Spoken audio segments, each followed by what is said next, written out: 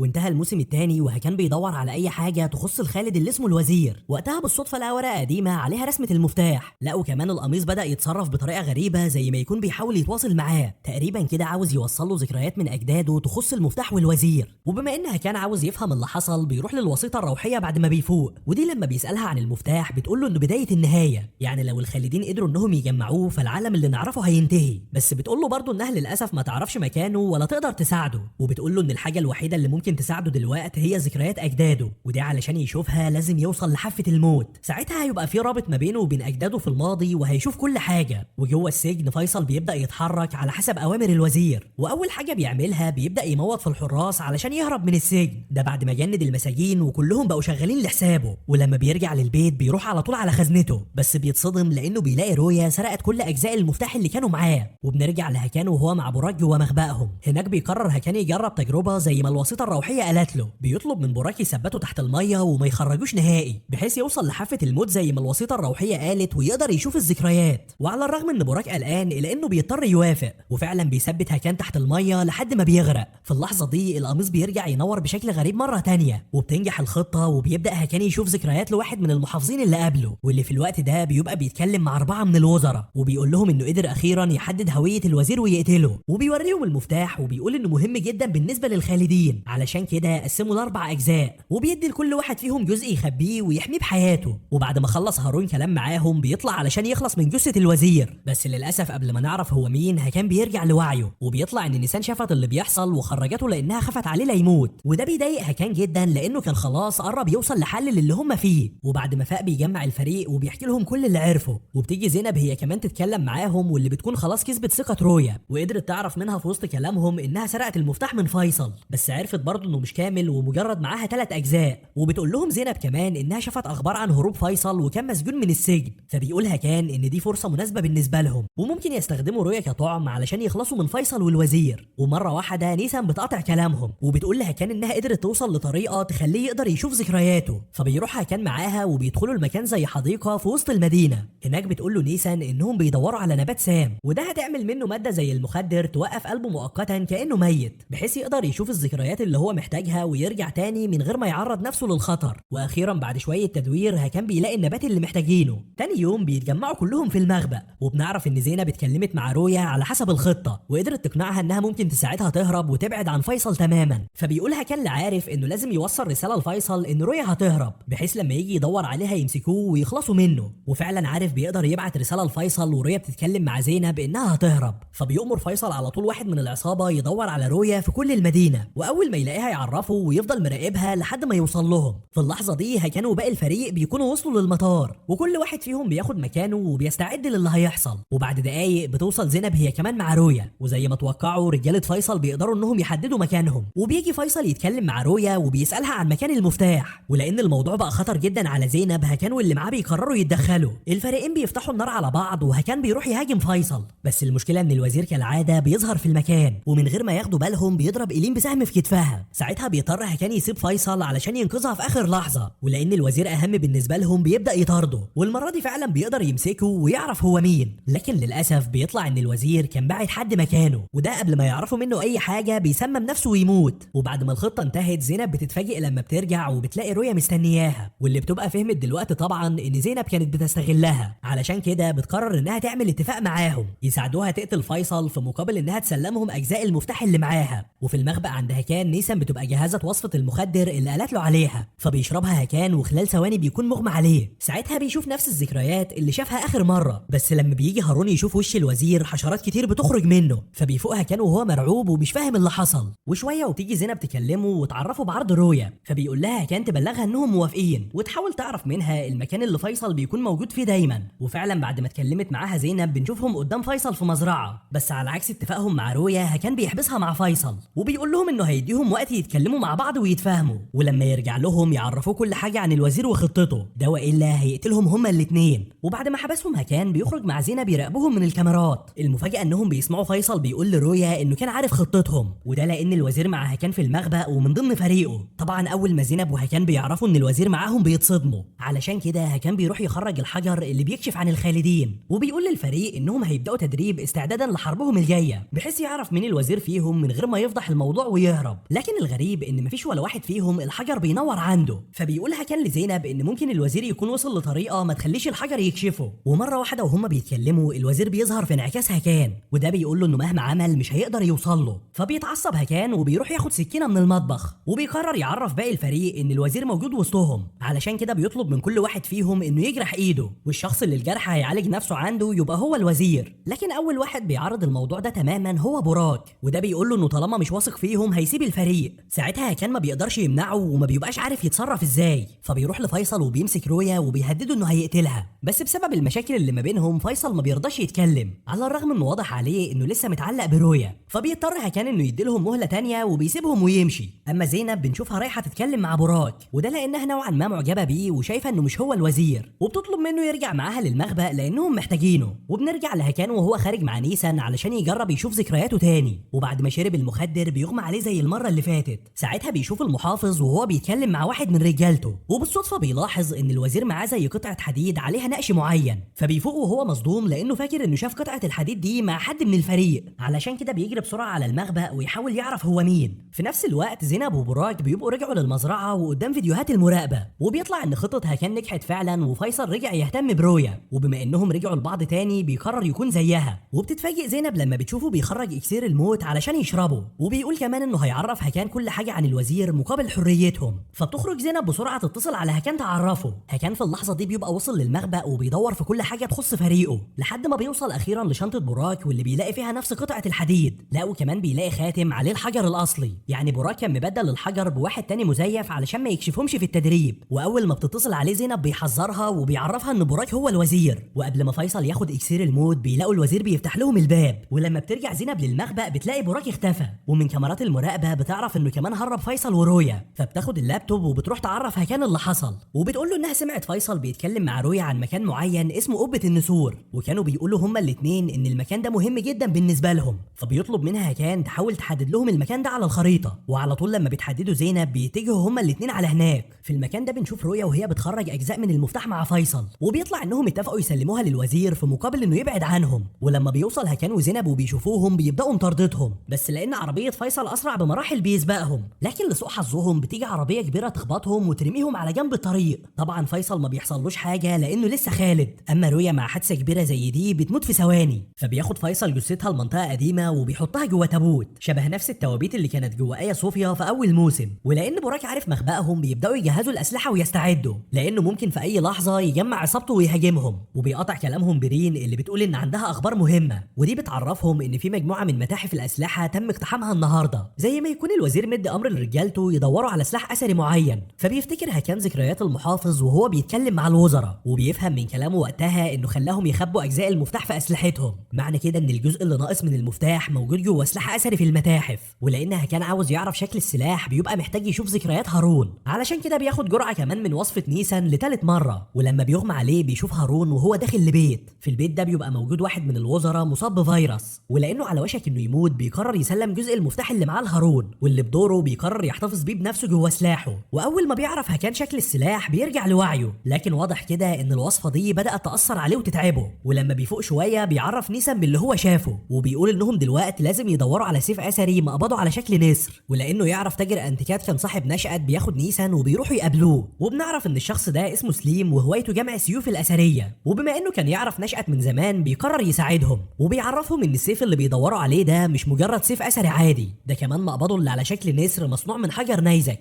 علشان كده موجود في متحف جامعه العلوم لاهميته. في الناحيه الثانيه من المدينه بنشوف زينب وهي بتدور على براك، بما ان هي اللي رجعته للمخبأ بتبقى حاسه بالذنب وعاوزه تمسكه. لكن للاسف لما بتوصل لمكان معين رجاله فيصل بيحاصروها من كل مكان. في نفس الوقت هكان ونيسان بيبقوا وصلوا للجامعه، هناك بيتقسموا هما الاثنين وبيدخلوا يدوروا على السيف. لكن هكان بيتصدم لما بيلاقي عصابه فيصل قدامه ومعاهم زينب، وبيتصل الوزير على هكان وبيقول له ان قدامه اختيارين، اما ينقذ زينب او يضحي بيها وينقذ العالم. وفعلا اتنين من العصابه بياخدوا السيف الاثري ويهربوا. المفاجاه ان هكان بياخد القرار الصح والاصعب وبيجري ورا اللي معاهم السيف. اللي مش مفهوم ان براك بيظهر في اخر لحظه وبياخد الطلقه مكان زينب، وبيوصل باقي الفريق وبيقدروا انهم يخرجوا الاتنين من هناك. وبيقدر هكان برضه انه يوصل للي معاه السيف ويضربه وياخده منه، وفعلا بيلاقي جواه اخر قطعه من المفتاح اللي كان بيدور عليها. المشكله دلوقتي انهم ما بيبقوش عارفين مين هو الوزير بما انه ما طلعش براك، ولان حالته خطر جدا بياخدوه للمستشفى بسرعه. طبعا هكان بعد اللي حصل بيتعصب لان الوزير ضحك عليهم ولسه موجود ما بينهم، علشان كده بيرجع للمخبأ لوحده وبيقرر المره دي ياخد جرعه زياده من المخدر بحيث يفضل جوه ذكريات هارون اطول فتره ممكنه، يمكن يقدر يشوف وش الوزير ويعرف هو مين. وبعد ما اغمى عليه بيشوف هارون وشخص جاي يتكلم معاه، الصدمه انها بتطلع نيسان وهارون بيناديها باسم الوزير. في نفس الوقت علامه القميص بتتحول للون الازرق وبيفقد قوته. المشكله ان نيسان بتيجي للمخبأ وبتفهم انه اخيرا عرف الحقيقه، فبتستغل الفرصه بما انه مش قادر يتحرك وبتسرق اخر قطعه من المفتاح، وبتقول له انها خلاص على وشك انها تنفذ خطتها وقريب جدا هتقتله وهتقتل اي حد بيهتم بيه، وبتقوم تاخد الخنجر كمان وبتسيب المكان وتمشي. اللي لسه مش واضح هو ان ازاي هارون في ذكرياته كان بيتكلم معاها كانه يعرفها. وبعد ما سرقت نيسان اخر قطعه من المفتاح بنشوفها رايحه تقابل فيصل وبتجمع المفتاح فعلا بالكامل، واللي واضح ان ليه قوه غريبه، وبتقول له نيسان ان بعد كام ساعه هيفتحوا الممر ووقتها هيسيطروا على العالم بالكامل ومحدش هيقدر يوقفهم. وبنروح لهكان اللي بيبقى لسه مشلول من تاثير المخدر، ولانه لازم يحذر باقي الفريق بيتصل على زينب، بس لما ما بتردش عليه بيضطر انه يتحرك بصعوبه علشان يلحق الكارثه دي قبل ما تحصل. المشكله ان نيسان بتسبقه وبتروح لهم على المستشفى. اي نعم زينب بتستغرب من شكلها بس ما بتفكرش انها ممكن تكون الوزير، وبتسيبها عادي مع براك وبتخرج تجيب كوبايه قهوه، لكن فجاه وهي بره بتشك ان في حاجه مش طبيعيه، ولحسن الحظ انها بترجع للاوضه في الوقت المناسب وبتنقذ براك، بس لان نيسان اقوى منها بمراحل بتقدر تتغلب عليها. وفي اللحظه اللي بتكون فيها على وشك انها تقتل زينب هكان بيوصل وبيوقفها، وعلى طول بياخدها يكتفها في بدروم المستشفى لحد ما يشوفوا هيتصرفوا معاها ازاي. المشكله الاكبر دلوقتي بالنسبه لهكان ان قوه القميص والخنجر ما بقتش موجوده، وده لان نيسان خلت هكان يعجب بيها حسب الخطه زي ما روي عملت مع اخوه ليفنت في الموسم اللي فات. وبعد كام ساعه من اللي حصل حاله براك بتتحسن وبيبدا يفوق من الغيبوبه، فبتعتذر له زينب لانها كانت شاكه فيه ان هو الوزير، وبتعرفه ان نيسان هي الوزير وكانت مستخبيه وسطهم طول الفتره اللي فاتت. فبيقول لها براك انه كان عارف اصلا وكان بيتجسس على الخالدين لما ساب المخبأ، وبيعرفها انه سمعهم بيتكلموا عن مكان اسمه قبة النسور، لكن قبل ما يتحركوا بتبدا المشاكل تزيد اكتر، وده لان فيصل بيوصل للمستشفى وبيقتل الامن وبيدخل يدور عليهم، وبما ان الخالدين مرتبطين ببعض بيقدر يحدد مكان نيسان، فبيحررها فيصل على طول وبيفضل يهدد هكان انه هيقتله، لكن نيسان بتوقفه وبتقول له يسيبه يتعذب وهو شايف اصحابه بيموتوا. بعدها بيوصل باقي الفريق للمكان بس فيصل ونيسان بيكونوا مشيوا، فبيتجمعوا كلهم في المخبأ وزينب بتقول لهم على كلام براك وبتعرفهم ان المكان اللي اسمه قبة النسور ده اكيد هو اللي هيتم تنفيذ الخطه عنده، بس لان قوه القميص والخنجر ما بقتش موجوده ما بيقدروش يتحركوا. فبيقول لهم هكان ان الحل الوحيد هو انهم يقتلوه، ساعتها قوه الادوات هترجع تاني زي ما كانت العرافه بتقول لهم.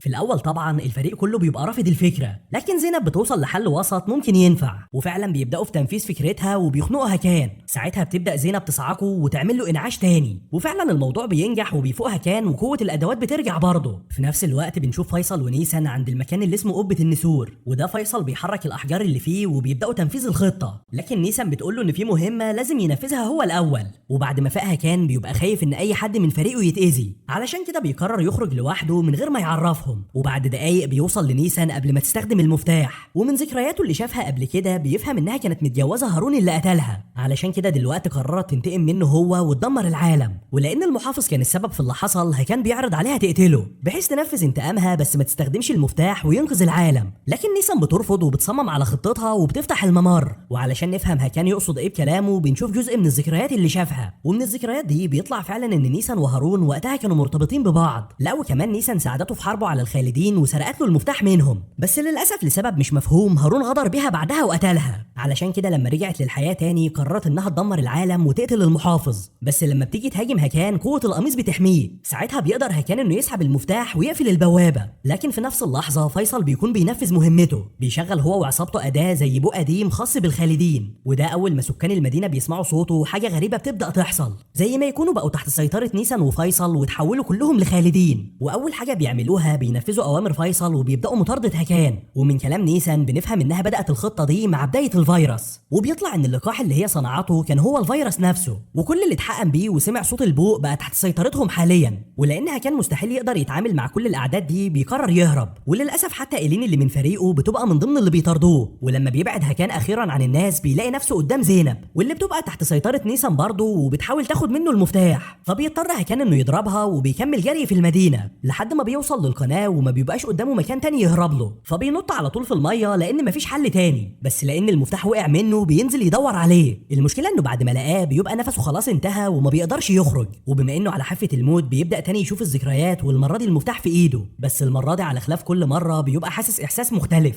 كانه سافر في الزمن للماضي بنفسه، مش مجرد ذكرى بيشوفها. وبيبقى هو المحافظ هارون في الزمن ده بنفس شكله، ووقتها بيبقى لسه مع نيسان ومفيش اي مشاكل حصلت ما بينهم. وبنعرف ان الزمن اللي هو فيه ده يبقى سنه 1495. اما في الوقت الحاضر اغلب سكان المدينه بيبقوا خلاص اتحولوا لخالدين، كلهم تحت سيطره فيصل ونيسان وبيطاردوا باقي البشر. وفي المخبأ بنشوف برين وسامي وعارف داخلين وهم شايلين هكان، وبيطلع ان المجرم على الشط بعد ما اغمى عليه وهم لقوه هناك. ولما برين بتشوف نبضه بتقول انه لسه عايش، وبما ان عينيه بتتحرك بتفهم انه ممكن يكون بيشوف ذكرياته زي ما كان بيعمل قبل كده. ولما بيشوفوا المفتاح في ايده بيفكروا انه ممكن يكون بيأذيه. المفاجأة ان لما بيجي سامي يشيله قوة المفتاح بترميه بعيد عنه، فبيقرروا انهم يسيبوه في ايد هكان زي ما هو لحد ما يفوق لوحده. في الوقت ده هكان بيبقى واخد جسم هارون وبيتمشى في المدينة مع نيسان، وبتظهر طفلة صغيرة اسمها شيرين تتكلم معاهم، ودي بتطلع بنت هارون بس امها ماتت من كام سنة. وبيبقى معاها شخص تاني كمان اسمه عظيم، وده يعتبر اقرب صاحب لهارون ودراعه اليمين. وبعد ما نيسان سابتهم ومشيت هارون بيمشي معاهم، ولانه عاوز يفهم اللي حصل وازاي اتنقل لهنا بيسأل عظيم عن المكان اللي اسمه قبة النسور، فبيقول له عظيم انه يعرف مكانه فعلا، وبيروحوا هما الاتنين على هناك. وفي الطريق بيلاحظ هكان علامة الوزير على شجرة، فبيقول له عظيم ان دي علامة المجرم اللي قتل 5 وزراء، ولحد دلوقتي مش قادرين يوقفوه ولا يعرفوا حتى هو مين. وبيسيبه وبيروح يشوف اذا كانوا يقدروا يدخلوا للمكان لان عليه حراسة. وخلال ما هكان مستنيه بتظهر قدامه واحدة تتكلم معاه، ودي بتطلع العرافة في الزمن اللي هم فيه، واللي بقوتها بتبقى عارفة ان هكان جوه جسم هارون، وبتقول له انه علشان يرجع لزمنه هيحتاج بوابة النور، دي اللي هي مجموعة الاحجار اللي نيسان استخدمت عليها المفتاح وفتحت بيها الممر.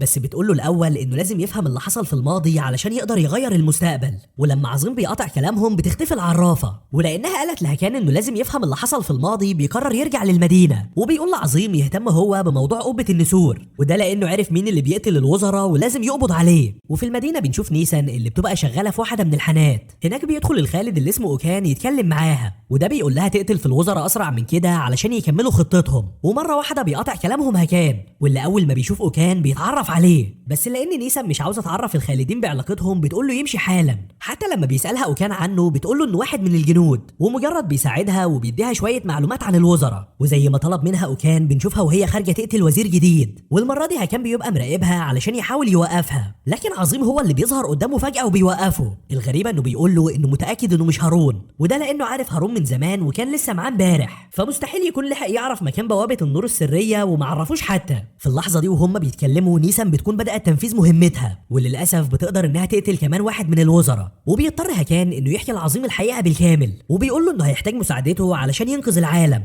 بس لانه عاوز يوقف نيسان عن القتل بيروح الاول لمقر رئيس الوزراء، ولانه مش هيقدر يتكلم مع رئيس الوزراء بيروح يتكلم مع شخص قريب منه. لكن هكان بيتصدم لان الشخص ده بيطلع هو فيصل، واللي بيبقى معروف في الزمن ده باسم كسرى. طبعا هكان بيغير رأيه على طول وبيقول له كلام مختلف بحيث كسرى ما يعرفش حقيقته ويتغير المستقبل للأسوأ.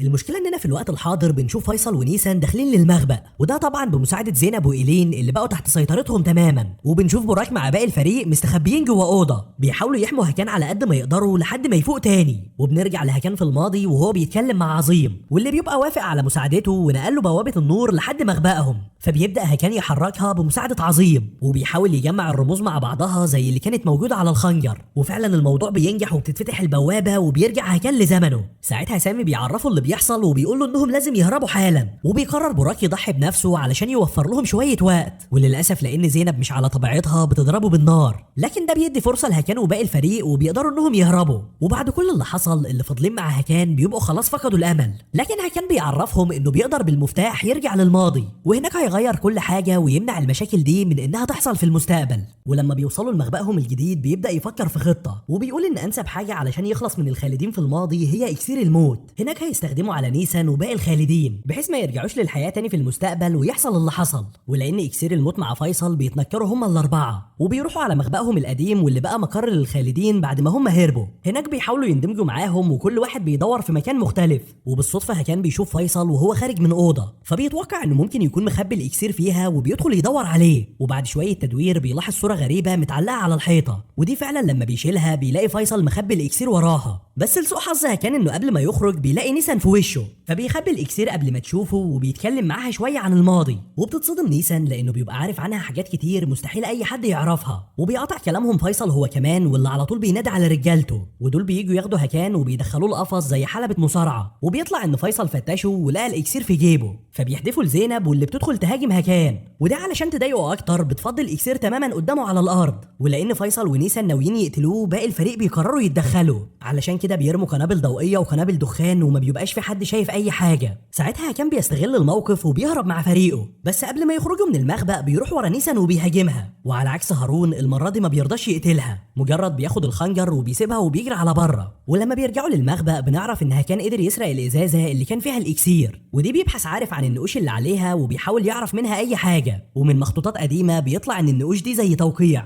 والازازه دي عباره عن قطعه من قطع الشطرنج بترجع للعصر العثماني القديم، واللي صنعها وقتها شخص اسمه المعلم شاكر. فبيقرر هكان انه يرجع للماضي ويدور عليه، يمكن يكون عارف اي حاجه عن الاكسير ويقدر يصنع لهم غيره. علشان كده بيقوم يجيب المفتاح وبيكرر نفس اللي حصل المره اللي فاتت، وزي المره اللي فاتت برضه بيلاقي نفسه اتنقل جوه جسم هارون. وعلى طول اول حاجه بيعملها بيسال صاحبه عظيم عن المعلم شاكر، فبيقول له عظيم انه يعرفه وانه واحد من امهر واشهر الحرفيين في المدينه. وبعد ما عرف هكان عنوانه بيروح له بسرعه على هناك، ولما بيقابله بيساله عن قطع شطرنج مطليه بالذهب وعليها النقوش بتاعته. بس لسوء الحظ ان الخالد اللي اسمه اوكان بيوصل في نفس اللحظه، وبيطلع ان هو اللي كان طالب قطع الشطرنج دي لنفسه. طبعا بيستلمها قدام هكان وبيمشي وهو مش قادر يمنعه، فبيخرج هكان يمشي وراه علشان يراقبه، لكنه من غير ما يقصد بيخبط في واحده في السوق بتعطله. الغريب ان الست دي اول ما بتشوفه بتتصرف بطريقه مش مفهومه وبتسيبه وتجري. وفي الوقت الحاضر بنشوف زينب وفيصل وهما بيتكلموا مع العرافه، ودي بيهددوها انها لو ما عرفتهمش مكان هكان هيقتلوها، لكن العرافه بتتحداهم وبترفض انها تساعدهم نهائي. وبتقول لزينب ان اللي هي فيه ده مجرد شويه وقت وهترجع تاني لفريقها. ولانها رافضه تتعاون معاهم فيصل بيقوم يحقنها بمخدر، وبيستغل فرصه انها مش في وعيها وبيسالها تاني عن هكان. وطبعا بيتصدم اول ما بتقول له انه في الماضي سنه 1459. وبنرجع لهكان في نفس الليله وهو لسه مراقب اوكان،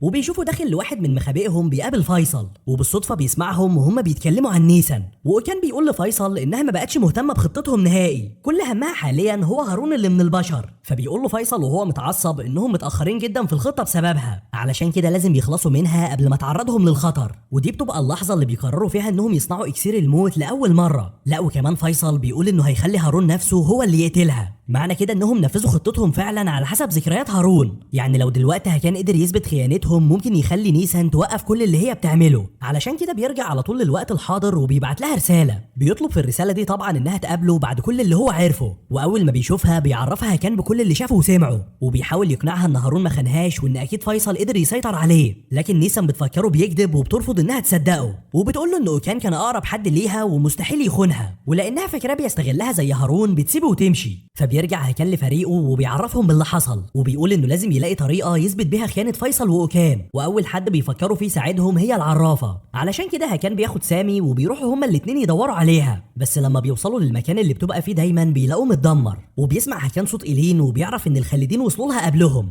فبيتفق على خطه هو وسامي وبيقدروا انهم يبعدوا إيلين عن المكان. ساعتها بيقدر هكان يطلع للدور اللي فوق ويلاقي العرافه، بس قبل ما يخرج معاها بيلاقي زينب وفيصل قدامه، وعلى طول زينب بتبدا تهاجمه وفيصل بيخطف العرافه. ولانها كان مضطر المره دي بيهاجم زينب بالخنجر، وبيقدر اخيرا انه يمسكها، وسامي هو كمان بيمسك إيلين. وعلى ما يلاقوا طريقه ينقذوهم بيها بيحبسوهم جوه المخبأ علشان ما يضطروش يقتلوهم، ولانهم كمان عارفين معلومات كتير عنهم. ولانها كان عاوز يعرف مكان العرافه بيدخل يتكلم مع زينب. في الاول بيحاول يتكلم معاها ويفكرها باي حاجه عنهم يمكن ترجع لطبيعتها وتخلص من سيطره فيصل، وعلشان يختبرها بيقرب منها وبيقول لها تقتله. لكن لحسن الحظ ان زينب ما بتقدرش وتقريبا بترجع لطبيعتها، فبيقعد هكان يتكلم معاها برضه ويختبرها لانه لسه شاكك فيها، وبيفضل يكلمها عن براك وانها قتلته على الرغم انه انقذ حياتها قبل كده. بعدها بيسيبها وبيخرج تاني يتكلم مع باقي الفريق، وبيقول لهم انه زي ما توقع زينب حاولت تخدعه، وعرف كده لما اتكلم معاها عن قتلها البراك وهي ما تاثرتش تماما. علشان كده بيحذرهم من انهم يتكلموا معاها او يفتحوا الابواب نهائي. وفي المخبأ عند فيصل بنشوفه بيتكلم مع نيسان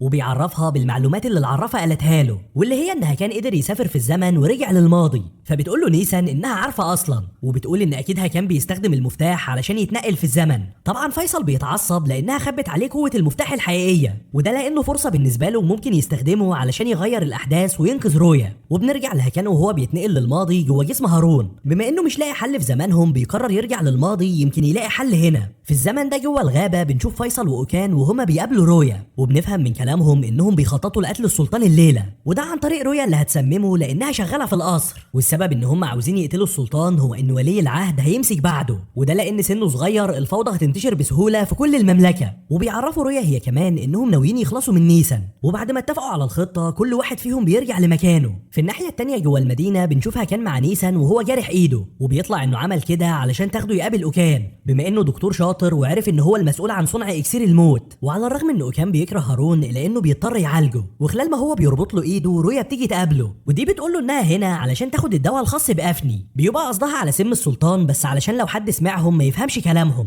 فبيديها اوكان السم وبيوريها ورقه مكتوب فيها ازاي تستخدمه. وقبل ما نيسان تشوفهم بيخبي الورقه وبتمشي رويا، وبيرجع اوكان يكمل علاج هارون. بس قبل ما يمشي هكان بيعمل نفسه دايخ وبيسرق الورقه اللي خباها اوكان. بعدها بيروح يقابل صاحبه عظيم وبيوريه الورقه، بس المشكله ان الكلام اللي فيها بيبقى مكتوب بلغه غريبه. وبالصدفه وبنت هارون اللي اسمها شيرين بتجري حواليهم بتفضل تكرر كلمه، والكلمه دي هي السم. فبيوقفها هكان وبيسالها ليه بتردد الكلمه دي بالذات، وبيطلع ان شيرين بتتعلم على ايد نيسان، وعلشان نيسان تقرب منها علمتها اللغه اللي في الرساله دي كسر ما بينهم. علشان كده شيرين قدرت تقرا كلمتين من الورقه اللي هما ماسكينها. فبيفتكر هكان كلام رويا واوكان عن الدواء الخاص بالشخص اللي اسمه افني، وبيفتكر برضه كلام برين عن السلطان، وبيعرف انه في الزمن ده كان ملقب بافني كاسم مستعار. فبيتحرك بسرعه وبيقول لعظيم انهم لازم يوقفوا الخالدين قبل ما يسمموا السلطان. بس قبل ما نكمل مع هكان بنرجع لباقي الفريق في الوقت الحاضر، واللي على عكس تحذيرات هكان ليهم بيقرروا انهم يحاولوا مع ايلين وزينب، وبيقترحوا انهم يخرجوا ايلين ويخلوها تتكلم مع زينب، يمكن لما يتكلموا مع بعض يفتكروا اي حاجه ويرجعوا لطبيعتهم.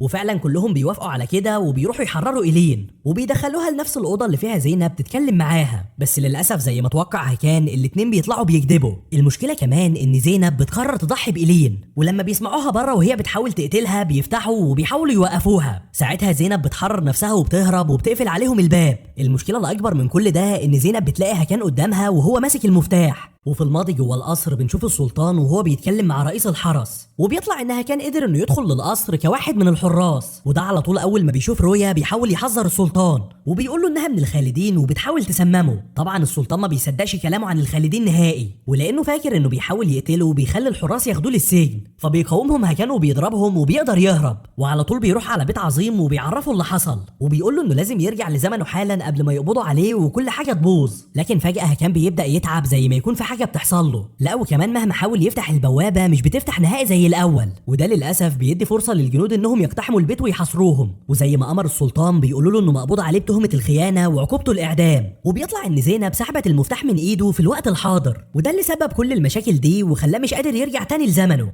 وبعد ما اتقبض على هكان بنشوف فيصل وهو بيحضر له منصه الاعدام. اما نيسان بتبقى عرفت اللي حصل من فيصل وعرفت ان هارون عارف حقيقتهم، علشان كده بتستخدم قوتها وبتكلمه وهو جوه الزنزانه. وطبعا ده بيبوظ كل خطط هكان لانها بتفكره كان بيستغلها. وقبل ما يقول لها هكان اي حاجه عن خيانه فيصل واوكان بتتعصب وبتكسر المرايه. بعدها بيجي فيصل هو كمان يتكلم معاه. المفاجاه انه بدل ما يناديه باسم هارون بيناديه باسم هكان. معنى كده ان زينب وصلت المفتاح لفيصل لما سرقته، وهو كمان استخدمه واتنقل للماضي علشان يوقف هكان.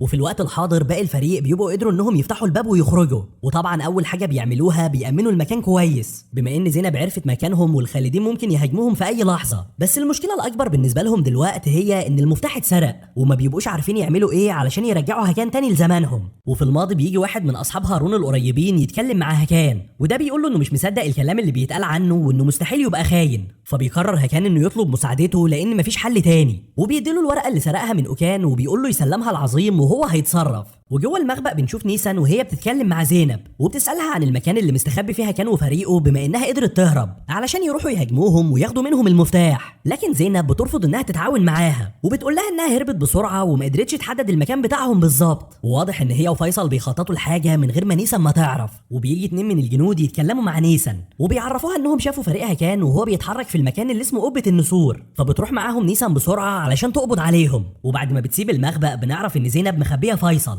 مؤقتا لحد ما يخلص على هكان في الماضي ويرجع تاني. وده في الماضي بنشوفه رايح يقابل اوكان في معمله، واللي بيبقى اخيرا قدر انه يوصل لتركيبه اكسير الموت، لكنه بيتفاجئ لما فيصل بيقول له انهم هيغيروا الخطه تماما، وبدل ما هيستخدموا اكسير الموت لازم يخلصوا منه، وفعلا بيفضل اكسير على الارض وبيمنع اوكان انه يوقفه، لا وكمان بيقتله لانه الوحيد اللي عارف التركيبه. طبعا فيصل بيعمل كل ده علشان يغير احداث المستقبل بحيث ما يقدرش يحول رويا البشريه وتفضل عايشه. في نفس الوقت بنشوف سامي وبيرين وعارف عند قبه النسور بيفخخوا بوابه النور بالديناميت علشان يفجروها، لان في تفكيرهم انهم لما يدمروا البوابه كان هيرجع تاني لطبيعته. لكن نيسان بتوصل للمكان وبتقاطع اللي هم بيعملوه، وبتقول لهم انهم مهما حاولوا يدمروا البوابه مش هتتدمر نهائي، وبتأمرهم يسلموها المفتاح حالا والا هتقتلهم. ساعتها بيفهموا ان زينب وفيصل مخبيين عليها سرقتهم للمفتاح، فبيحاولوا يوقعوهم في بعض وبيعرفوها ان زينب سرقت المفتاح قبل ما تهرب. بس للاسف تقريبا كده الوقت فات، لاننا بنشوف الحراس في الماضي وهم جايبينها كان لمنصه الاعدام، اللي مش مفهوم ان نفس الست اللي قابلته في السوق بتبقى موجوده، ودي اول ما بتشوف فيصل بتترعب منه هو كمان وبتهرب. لكن فيصل بيطاردها وبيقدر انه يوصل لها، وده بينبه عليها ما تظهرش في المدينه تاني والا هيخلص عليها. بس لسه مش واضح مين الست دي وايه علاقتها بكل اللي بيحصل.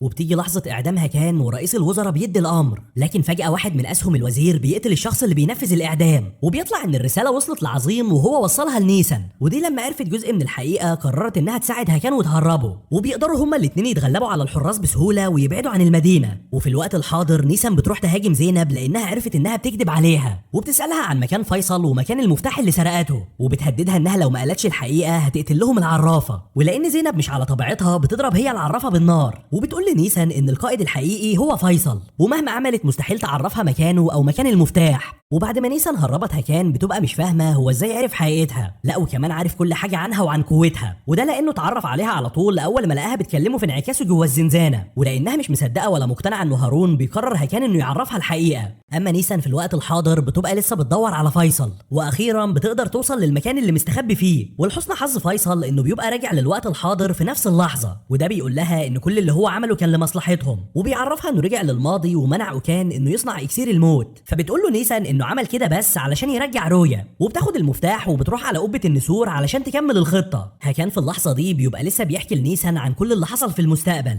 وبيعرفها ان سبب رجوعه للماضي هو انه يحاول يغير اي حاجه، ويحاول يثبت لها ان فيصل واوكان هما السبب في موتها مش هارون. يمكن لو قدر يعمل كده تساعده انه يحول كل الخالدين دول باكسير الموت بحيث يتغير المستقبل تماما وما يبقاش فيه فيصل اصلا. فبتقول له نيسان انها مصدقاه وبتقرر انها تساعده. المفاجاه ان كلامهم ده بيأثر على طول على المستقبل، وقبل ما نيسان تستخدم المفتاح ذكرياتها بتتغير، وبتبقى عرفت ان فيصل كان هو السبب في موتها. علشان كده بتوقف خطتها وبتحرر فريق هكان، وزي ما وعدته انها هتساعده بتاخد له المفتاح بنفسها. ساعتها بيقدر هكان مره تانية انه يرجع للوقت الحاضر، وبنروح لزينب اللي بتبقى داخله تخلص على العرافه بعد ما ضربتها بالنار. لكن فجاه العرافه بتمسكها وبتقول لها ان المستقبل ما بين ايديها، ومره واحده بتحصل حاجه مش مفهومه، زي ما تكون العرافه نقلت قوتها لزينب قبل ما تموت. وبعد تدمير فيصل لاكسير الموت بيروح لتابوت رويا، بس على عكس توقعاته بيلاقيها لسه بشريه وميته زي ما هي. طبعا فيصل بينهار تماما وما بيبقاش عارف يعمل ايه تاني. في الناحيه التانيه بنشوفها كان واخد نيسان وداخلين لمكان قديم، هناك بيشيل حجر من الحيطه وراه زي خزنه سريه، ودي بيبقى فيها رساله لنيسان من نسختها في الماضي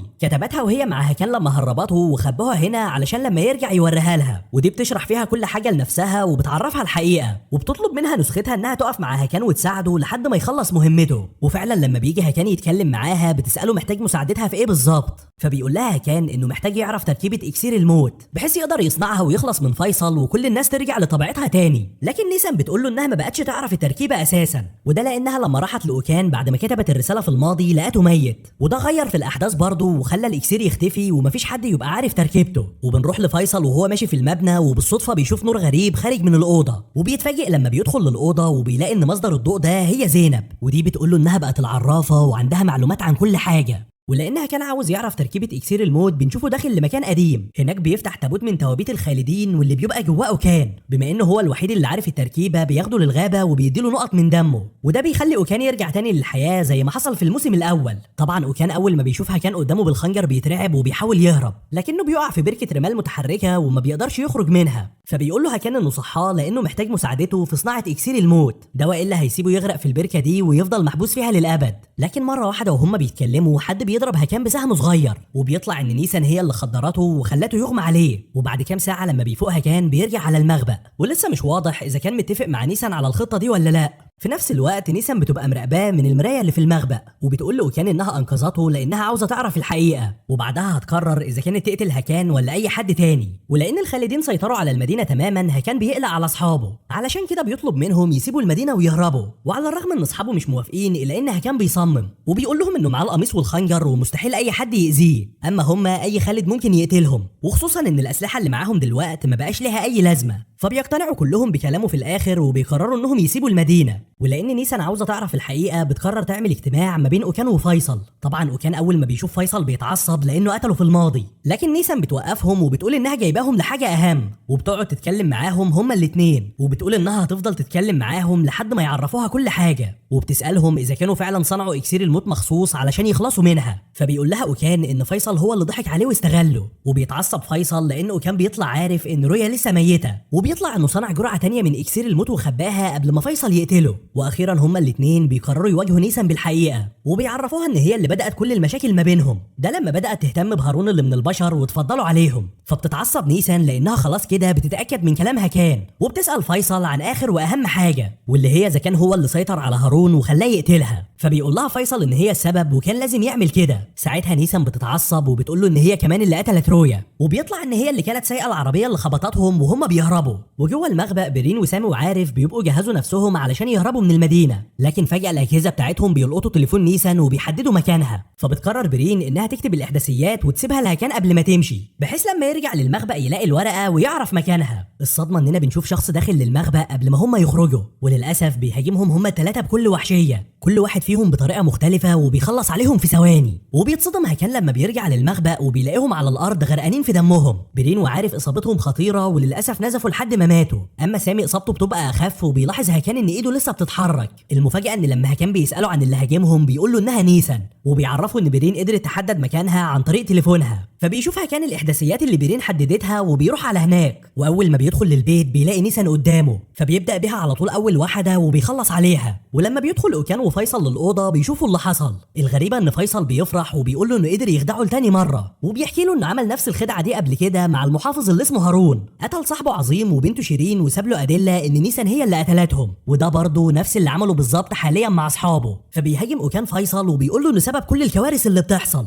لكن فيصل بيوقفه وبيقول له انه خلاص هيسيطر على المدينه من تاني. بس المفاجاه الاكبر ان هكان بيطلع كان عارف خطته من الاول، وبيقول له انه عارف انه ساب سامي يعيش مخصوص علشان كده، واستعان بقوه زينب الجديده وخلاه يشوفه بشكل نيسان. ومره واحده بتقوم نيسان تهاجم فيصل، وبيطلع ان هكان ما قتلهاش ومتفقين مع بعض على خطه، ولانها عاوزه تصفي حسابها مع فيصل بتقرر تواجهه لوحدها. بس للاسف واضح ان فيصل اقوى منها المره دي، وعلى الرغم انه بيتغلب عليها الا ان ايده بيصيبها زي لعنه. وبيطلع ان دي واحده من القوى اللي عند نيسان، اي خالد بيتجرأ ويقتلها بتصيبه لعنه وبتنتشر في جسمه لحد ما بيموت. وبعد ما ماتت نيسان فيصل بيقدر يهرب، ولانه كان عاوز ينتقم لها بيقرر يساعد هكان، علشان كده بيرجع معاه للمخبأ وبيقول له انه هيساعده يوصل للتركيبه. بس المفاجاه ان اوكان نفسه بيطلع مش هو اللي صنع الاكسير، لانه بيقول لهكان ان الوصفه دي تعرفها ست عجوزه عايشه في الغابه. فبيستخدم هكان المفتاح على طول وبيرجع للماضي، وزي ما قال له اوكان بيروح على البيت اللي في نص الغابه. هناك بيلاقي هكان ان الست دي هي نفسها اللي قابلته في السوق قبل كده، وهي برضه نفس الست اللي فيصل هددها وقت الحكم عليه بالاعدام. المفاجاه ان الست دي بتطلع ام هارون. كل ده بيحصل واوكان وسامي معاهم جسم هكان في العربيه بيحموه، وفي الكوخ بيلاحظ هكان سلسله عليها رمز غريب، فبتقول له امه ان السلسله دي تذكار من ابوه لانه كان بيلبسها دايما. وبيستغرب هكان لان امه بتاخد نقط من دمه للتركيبه، فبتقول له امه انه ليه علاقه بكل اللي بيحصل من البدايه، بس ما بترضاش تقول له اي حاجه اكتر من كده، وبتدي له التركيبه. ودي على طول بياخدها هكان وبيرجع مع نيسان للمدينه، وبتبدا المشاكل تزيد اكتر لما هكان بيرجع للوقت الحاضر، وده لانه بيلاقي القميص منور باللون الازرق وفاقد قوته. فبيفهم ان السبب في كده هو ان الماضي اتغير، وده لان هارون بقى محكوم عليه بالاعدام والسلطان مش هيكلفه بمهمه المحافظ. فبيقول له اوكان انهم لازم يشوفوا حل ويتصرفوا بسرعه، لان فيصل حاليا مدي امر بقتلهم هم الثلاثه، وده لانه محتاج المفتاح علشان يخلص من لعنته بعد ما قتل نيسان. فبيقول هكان انه لازم يرجع تاني للماضي ويحاول هناك بالتركيبه انه يخلص على فيصل ويغير الاحداث، بس علشان يعمل كده بيبقى محتاج يامن نفسه الاول. الاول. علشان كده سامي بيتصل على شخص يعرفه وبيأجر لهم زي مركب يحطوا فيه جسم هكان لما يستخدم المفتاح. فبيرجع هكان هو للماضي وبيسيب لهم مهمة حمايته. واول ما بيشوف نيسان بيعرفها ان الموضوع بدأ يبقى اصعب في المستقبل، علشان كده بيفكروا في خطة يقضوا بيها على كل الخالدين. في نفس الوقت بنشوف اوكان داخل لمخبأ الخالدين وبيقتل فيهم لحد ما بيوصل للبوق اللي بيتحكم في الخالدين وبيبدأ يشغله، وده علشان يفضي المدينة ويدي فرصة لسامي انه يوصل بهكان للمينا بحيث يحطه على المركب ويبقى في امان بعيد عنهم. اما نيسان في الماضي بنشوفها مجمعة الخالدين كلهم وبتخرج لهم هكان وهو متكتف على اساس انها قدرت تمسكه، وبتقول انهم لازم يخلصوا منه لانه عرف حقيقتهم، بس لسه مش واضح ايه الخطة اللي اتفقوا عليها هما الاتنين بالظبط. وبعد ما اوكان خلص مهمته زينب بتهاجمه وبتحاول توقفه، لكن اوكان بيبقى اقوى منها بمراحل وعلى وشك انه يقتلها. في اللحظة دي بيظهر شبح العرافة اللي ماتت يكلمه، ودي بتقول له ان مهمته خلاص انتهت ويسيب زينب هي اللي تكمل. وفعلا اوكان بيسمع كلامها وبيسيب زينب هي اللي تقتله، ودي بقوتها بتعرف منه الخطة وان سامي حاليا عند المينا. وللاسف بيقدروا انهم يدمروا المركب قبل ما يوصل للمينا وهو لسه في البحر، فبيضطر سامي انه يرجع هكان للعربية ويحاول يهرب بيه، لكن لسوء حظه بيلاقي فيصل وزينب قدامه، فبينزل بمضرب في ايده وبيحاول يدافع عن هكان على قد ما يقدر، لكن طبعا فيصل بيضربه بالنار ويقتله وبيروح علشان يقتل هكان. وبنرجع لنيسان وهي لسه بتتكلم مع الخالدين واللي بتبدأ معاهم طقوس معينة بالمفتاح قبل ما يقتلوا هكان. وبعد ما لف المفتاح عليهم كلهم هكان بيحرر نفسه، وزي ما خططوا بيبدأوا هما الاتنين يهاجموا الخالدين. المشكلة ان في الوقت الحاضر فيصل بيلاحظ ان قميص هكان فقد قوته، فبيستغل الفرصة دي وبيخرج سكينة وبيطعنوا بيها علشان يقتله، وده بيأثر على هكان في الماضي وبيخليه يغمى عليه. اللي مش مفهوم ان زينب مرة واحدة بترجع لطبيعتها، قوة العرافة بتقدر انها توقف فيصل وتمنعه من قتل هكان، وعلى طول بتاخد العربية اللي فيها هكان وبتهرب، وخلال ما هي في الطريق بتستخدم قوتها وبتعالج جرحه. ساعتها هكان بيفوق في الماضي والخالدين محاصرين نيسان، فبيهاجمهم وبيبدأ بمرجن اول واحد وبيخلص عليه، وبياخد نيسان منهم وبيرمي صندوق بارود على النار وبيقفلوا عليهم الأوضة هم الخمسة علشان يخلصوا منهم للأبد. ومن كلامهم بنفهم ان نيسان غرقت المفتاح في تركيبة اكسير الموت، واستغلت الطقوس اللي هم بيعملوها علشان توصل الاكسير لكل واحد فيهم. وبعد ما كل حاجة انتهت بيرجعوا هما الاتنين للمدينة. هناك نيسان بتاخد اكسير الموت هي كمان، وده لانها كده كده عاوزة تعيش حياة طبيعية مع هارون. وبيستخدم هكان بوابة النور وبيرجع تاني للوقت الحاضر، وفعلا بيلاقي الخطة نجحت وكل حاجة في المدينة رجعت طبيعية زي الأول. بس بيستغرب لانه لما بيخرج يدور على صاحبه ميمو ما بيبقاش موجود برضه. الصدمة الأكبر بالنسبة له انه بيلاقي مجلة عليها صورة فيصل، معنى كده ان خطتهم ما نجحتش بالكامل وفيصل نجا من اللي حصل. فبيخرج هكان على طول على بره علشان يفهم ده حصل ازاي، واول حاجة بيعملها بيروح يدور على زينب في الجامعة، ودي لما بيتكلم معاها بيعرف انها رجعت لطبيعتها، بس لما بيسألها عن فيصل بتتوتر زي ما تكون خايفة تتكلم عنه. فبيقعدوا يتكلموا هما الاتنين وبتحكي له زينب عن اللي حصل، وبيطلع ان فيصل ما تحولش البشري زي باقي الخالدين وقدر بشكل ما انه يهرب يومها. علشان كده المخلصين اتجمعوا وبدأوا كل حاجة من الأول، وللأسف حصلت حرب ما بينهم انتهت بفوز فيصل. وبيطلع ان بعد موت كتير من المخلصين عملوا هدنة، وفيصل هددهم ان لو اي حد اخترق الهدنة دي هيخلص عليهم بالكامل. علشان كده زينب بتبقى خايفة ورافضة انها تساعد هكان نهائي. في اللحظة دي بنشوف تيكن اللي شفناه في الموسم الأول وهو بيتصل على فيصل وبيعرفه ان هكان رجع وبيتكلم دلوقتي مع زينب، فبيقول له فيصل يفضل مراقبه ويعرف ناوي يتصرف ازاي. ولان هكان مصمم يعرف اكتر عن اللي حصل بتاخده زينب للمخبأ. هناك بتوري له تذكارات على الحيطة باسم كل المخلصين اللي ماتوا، وبتعرفه ان فيصل هاجمهم في ليلة وقتل منهم كتير جدا، وبما ان المحافظ مش موجود معاهم قرروا انهم يستسلموا. وعلى الرغم ان زينب رافضة انها تساعده تماما الا ان هكان بيقرر يتحرك لوحده، ولان فيصل كان مستني ظهوره اصلا بيبعت له رجالته يقتلوه، لان دي تعتبر افضل فرصة بالنسبة له بما انه لسه مش معاه القميص ولا الخنجر. لكن هكان بيقدر يتغلب على رجالته ويهرب منهم، وبيفضل يجري في المدينة لحد ما بيوصل لمكان مقفول وبيتحاصر. ساعتها بتيجي زينب واللي بتقرر انها تساعده وتخلص على رجالة فيصل، وبيمسك هكان تيكن وبيسأله عن مكان الادوات والا هيقتله. فبيقول له تيكن ان فيصل اشترى مكان سري تحت الارض وخبى الادوات كلها فيه، وقبل ما يوصل جنود اكتر للمكان زينب بتاخد هكان وبيرجعوا للمخبأ. هناك بيبداوا يدوروا على اي معلومات تخص ممتلكات فيصل، وبتوصل زينب فعلا لمكان لسه شاريه جديد وموجود تحت الارض. واول ما بيشوفوا هكان بيقول انه نفس المكان اللي هو ونيسان نفذوا فيه خطتهم، علشان كده بيقرروا على طول انهم يروحوا على هناك. الغريبه انهم لما بيوصلوا للمكان بيدخلوا بكل سهوله وما بيكونش عليه اي حراس، وبالصدفه بيلاحظ هكان ان بوابه النور جزء من الجدار، فبيبدا يحرك الاحجار اللي فيها لحد ما بتفتح لهم زي باب سري، وده لما بينزلوا منه بيلاقوا نفسهم تحت الارض. غالبا كده المكان ده مقبره لكل الخالدين اللي ماتوا، وزي ما قال لهم تيكن بيلاقوا الخنجر والقميص قدامهم، بس لما بيتحرك هكان ناحيتهم بيفعل فخ من غير ما يقصد، وده للاسف بيخلي اشعه ليزر تشتغل وتدمر القميص والخنجر. المفاجاه الاكبر في المسلسل هي لما هكان بيشيل الرماد وبيشوف الرمز اللي تحته، لان زينب بتقول له ان الرمز ده هو نفس رمز شركه فيصل، ولما بيفتكر تفتكر هكان الرمز اللي على سلسله ابو هارون بيبقى هو نفس الرمز برضه، معنى كده ان فيصل هو والد هارون الحقيقي، يعني المحافظين اصلا من نسل الخالدين اللي هم بيحاربوهم. طبعا دي بتبقى صدمه لهكان لانه يعتبر بيحارب اجداده. ومره واحده وهم بيتكلموا بتيجي رساله لزينب من فيصل، في الرساله دي بيتحدى هكان وبيبقى محدد ميعاد ومكان يتقابلوا فيه، فبيقرر هكان انه يروح يقابله لوحده بعد كل اللي هو عارفه. ولما بيوصل لفيصل وبيتكلم معاه بنفهم انه اكتشف خطته هو ونيسان، لانه قدر يشم ريحه اكسير الموت على المفتاح قبل ما يلمسه. وعلى عكس توقعات هكان فيصل بيبقى عاوز يموت، وده لانه حاسس بالوحده في العالم بتاعهم بما ان مفيش خالدين غيره، وبما ان هكان من نسله ودمهم واحد بيقول له ان هو الوحيد اللي يقدر يقتله. وبيفضل يستفز هكان لحد ما بيتعصب وبيخنقه. الغريبه ان نفس اللي حصل مع فيصل لما حاول يقتل نيسان بيحصل مع هكان، ايده بتتصاب باللعنه وبتبدا تنتشر في كل جسمه. وبيطلع ان اللي بيحصل ده خطه فيصل برضه من الاول، لانه بيقول له انه بعد اللي حصل له ده هيتحول لخالد زيه في خلال دقايق، وبيقول له انه بعد ما يتحول هيحكموا العالم هما الاثنين ويقضوا على البشريه. ولان هكان مش عاوز يتحول لخالد بيقرر يقتل نفسه، بس قبلها بيقتل فيصل بما انه هو الوحيد اللي يقدر دلوقتي يقتله. بعدها بيطعن نفسه بالخنجر في قلبه وبيموت خلال ثواني، بس لحسن الحظ ان ده بينهي لعنه فيصل وبيخليه يرجع لطبيعته تاني وما يموتش. وبعد ما كل حاجه انتهت بيرجع هكان للسوق القديم، لنفس المحل اللي كان فيه مع نشأت قبل ما المشاكل تبدا. وبس كده دي كانت نهايه قصتنا مع هكان ونهايه مسلسلنا، يا رب يكون عجبكم.